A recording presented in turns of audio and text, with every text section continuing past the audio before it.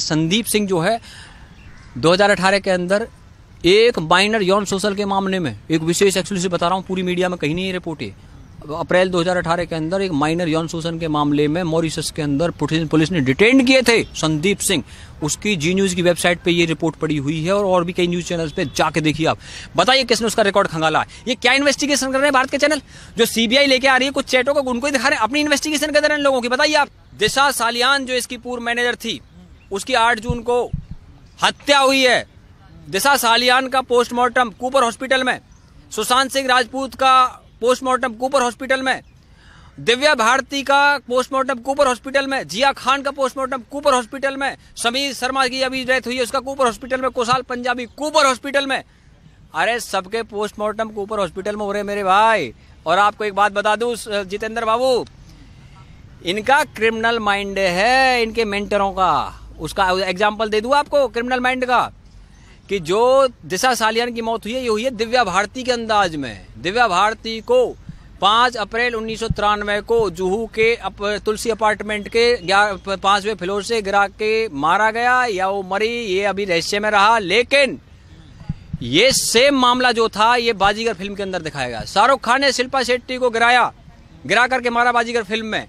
ये फिल्म जो रिलीज हुई थी 12 नवंबर 1993 को, और दिव्या भारती की डेथ हुई है 5 अप्रैल 1993 को, यानी उसी साल में ये फिल्म रिलीज हुई है बाजीगर। और इस फिल्म की स्क्रिप्ट किसने लिखी है पता आपको? रॉबिन भट्ट, जो कि महेश भट्ट के भाई हैं। और रॉबिन भट्ट जो है वो उसकी मदर थी, हिंदू माँ से है वो, और जो महेश भट्ट है वो मुसलमान माँ शिरीन मोहम्मद से है। इनके जो पिताजी थे नाना भाई भट्ट, उसकी 2 वाइफ थी, एक हिंदू वाइफ थी हेमलता, जिसके बेटे रॉबिन भट्ट जिसने बाजीगर फिल्म की स्क्रिप्ट लिखी है, और दूसरे जो उसकी वाइफ थी नाना भाई भट्ट की, वो कौन थी? शिरीन मोहम्मद, जिसके बेटे महेश भट्ट हैं। और महेश भट्ट कश्मीरी पंडित है, नाना भाई भट्ट। उनको कश्मीरी पंडितों की आवाज उठानी चाहिए थी, लेकिन उन्होंने कश्मीरी पंडितों की आवाज नहीं उठाई। बॉलीवुड के अंदर ये कहते हैं ना भाई वहां पे इनका कहां से इनको माफिया बता रहे हो, मैं बताता हूँ माफिया को बता रहे, सबूत लो।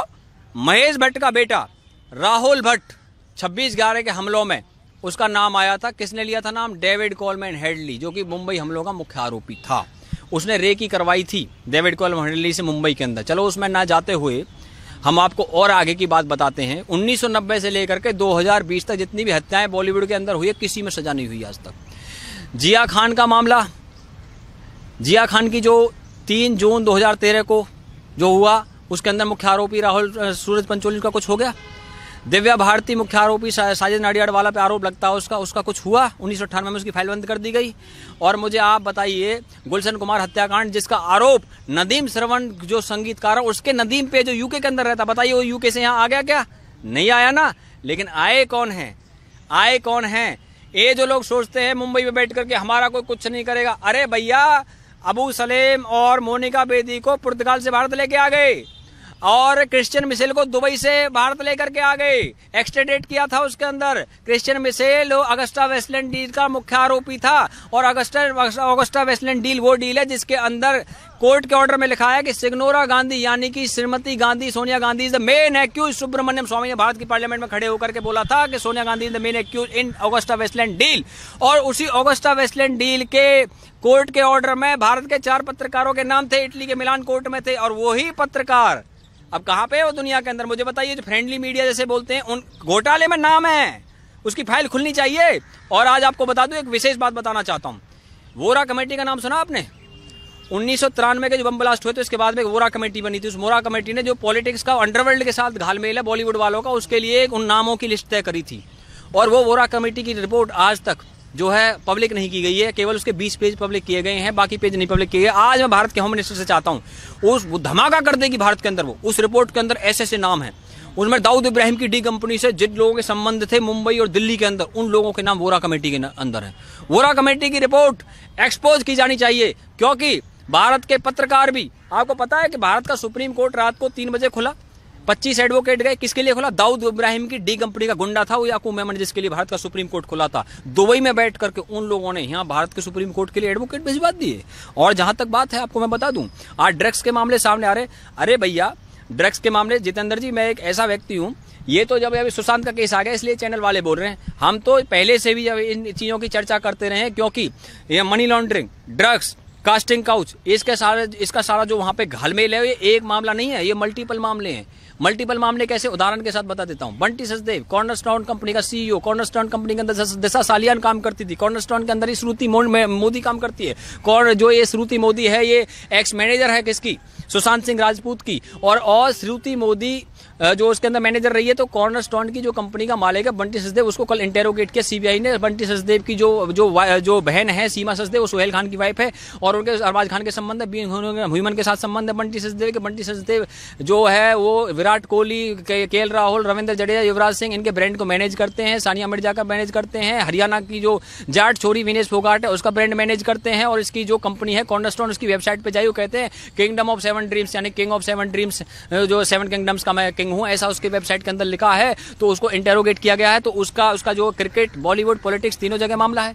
और आज जो ड्रग्स के बड़े बड़े पेडलर निकल रहे हैं, मैं आपसे पूछना चाहता हूं, जो वर्ल्ड के अंदर ड्रग्स का सारा कारोबार चलता है, आज से थोड़ी चलता है, ये तो बहुत लंबे समय से चलता है। लेकिन आज जो भारत सरकार की जो एजेंसी है जिसका नाम है नारकोटिक्स कंट्रोल ब्यूरो, तो नारकोटिक्स कंट्रोल ब्यूरो जो वहां पे गई हुई है, होम मिनिस्ट्री को रिपोर्ट करती है, सीबीआई पीएमओ को रिपोर्ट करती है, ईडी फाइनेंस मिनिस्ट्री को रिपोर्ट करती है। आज भारत सरकार का पूरा तंत्र आज वहां पे इन सब चीजों को निकालने में लगा हुआ है। और जितेंद्र जी, आपको एक बात और बता दूं, मैं अगर मैं आज चर्चा कर ही रहा हूं तो देखिए, इसमें 6 मार्च 2017 को करण जौहर ने लंदन स्कूल ऑफ इकोनॉमिक्स के अंदर बोला था कि कंगना रनावत को बॉलीवुड से आउट करो, she is playing women card and victim card. Exact quote कर रहा हूं उसके वर्ड को। अब आप मुझे बताइए, करण जौहर कौन है कंगना रनावत को बॉलीवुड से निकालने वाले? करण जौहर को क्यों चिढ़ हो रही है भैया इस चीज की? करण जौहर सबसे पहले इस बात का जवाब दें कि अप्रैल 2018 के अंदर उसके घर पे जो पार्टी हुई थी, उस पार्टी पे ड्रग्स की पार्टी बताया जा रहा है, उस पे आरोप लगे थे ड्रग्स लेने के। तो मैं आपसे जानना चाहता हूं, आप मुझे बता दीजिए कि करण जौहर की पार्टी में कौन कौन लोग शामिल थे? रणबीर कपूर था, अर्जुन कपूर था, मलाइका अरोड़ा थी, दीपिका पादुकोण थी, विक्की कौशल थे, उसके अंदर ये वरुण धवन था, शाहिद कपूर था। इस पार्टी के बाद में एफआईआर करवाई थी मनिंदरजीत सिंह सिरसा ने, जो कि है दिल्ली के अंदर एक बीजेपी के एमएलए। आप मुझे बताइए कि जब ये पार्टी सामने आ गई तो उसके बाद में मुंबई पुलिस ने उन पर कार्रवाई क्यों नहीं की? और मुंबई पुलिस के जो कमिश्नर साहब हैं वो तो बहुत अच्छे रहे पूरे जीवन में, बल्लभगढ़ से आ गए, फरीदाबाद में उनका गाँव पड़ता है। और ये सारा जो खेल है भैया, मैं तो आपसे एक ही बात कहूँगा जितेंद्र जी, जो सबसे बड़ी जो चीज़ है वो ये है कि ये सब सीबीआई के घेरे में और इनका फ्यूचर अंधेरे में है। और जहां तक मैं आपको एक बात और बता दूं, गम की अंधेरी रात में दिल को ना बेकरार कर, और सुबह जरूर आएगी, सुबह का इंतजार कर, क्योंकि एक जो ताकत है, दिव्य ताकत, जो इन सब की जांच करा रही है। इसीलिए क्या कहते हैं कि जुल्म इंसान का जब हद से गुजर जाता है, वो किसी और ही सूरत में पास आता है, ना जाने किस रूप में वो हमसे मिला है यारो, जिसका कोई नहीं, उसका तो खुदा है यारो। बहुत से लोग कह रहे हैं कार्रवाई कब तक चलेगी, कब तक होगी। हम तो क्या है, वो फरिश्तों को आजमाता है, मिटाकर बनाता है, बनाकर फिर मिटाता है। आदमी टूटकर 100 बार जुड़ा है यारो, और जिसका कोई नहीं उसका तो खुदा है यारो। और मेरे भाई, इसमें जो है, क्योंकि दिव्य प्रेरणा काम कर रही है, इस सिया से कभी हमने किनारा ना किया, मगर तेरी रहमत ने गवारा ना किया। और आपको बता दूं जितेंद्र जी एक बात, देखिए सबसे बड़ी चीज क्या है कि ये रिया चक्रवर्ती, ये संदीप सिंह और ये जो सारे लोग हैं, आपको पता संदीप सिंह जो है 2018 के अंदर एक माइनर यौन शोषण के मामले में, एक विशेष एक्सक्लूसिव बता रहा हूं, पूरी मीडिया में कहीं नहीं रिपोर्ट है, अप्रैल 2018 के अंदर एक माइनर यौन शोषण के मामले में मॉरिशस के अंदर पुलिस ने डिटेन किए थे संदीप सिंह। उसकी जी न्यूज की वेबसाइट पे ये रिपोर्ट पड़ी हुई है, और भी कई न्यूज चैनल्स पे जाके देखिए आप। बताइए किसने उसका रिकॉर्ड खंगाला? ये क्या इन्वेस्टिगेशन कर रहे हैं भारत के चैनल? जो सीबीआई लेके आ रही है कुछ चैटों को, उनको ही दिखा रहे हैं, अपनी इन्वेस्टिगेशन कर रहे हैं लोगों की। बताइए आप, हम ले लेकर के आ रहे हैं इन सब चीजों को।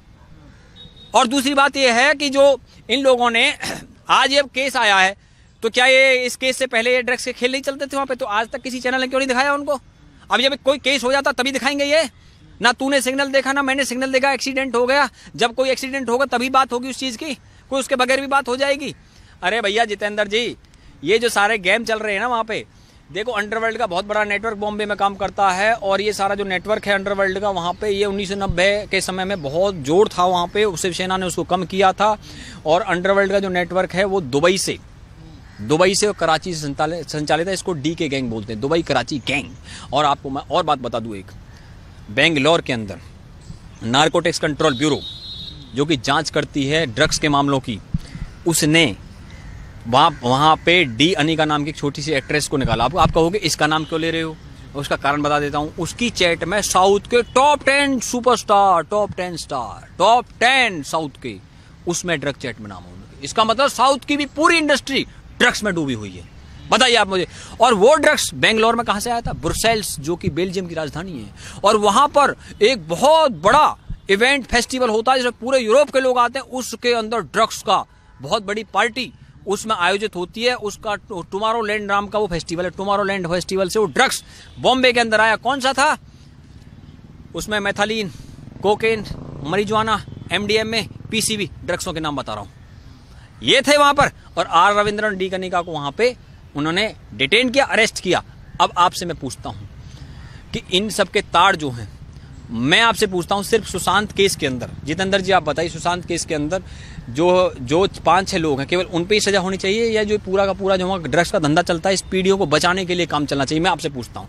मैं भारत की जनता से भी जानना चाहता हूं, आपको सिर्फ जो है सुशांत के मामले में तो उनको तो सजा होगी ही होगी, कोई रोक नहीं सकता, लेकिन क्या सिर्फ उनको, आपको सिर्फ उन पे ही कार्रवाई चाहिए या जो पीछे सारा जो ड्रग्स की दुनिया है इसको खत्म करना चाहिए? बताइए आप मुझे। अरे भैया मेरे का हिंदुस्तान में कहावत है जमीनी स्तर की कि उंगली पकड़ते हैं ना जो लोग, वो पूरा हाथ भी पकड़ लेते हैं। तो उंगली पकड़ के हाथ पकड़ने का खेल चल रहा है।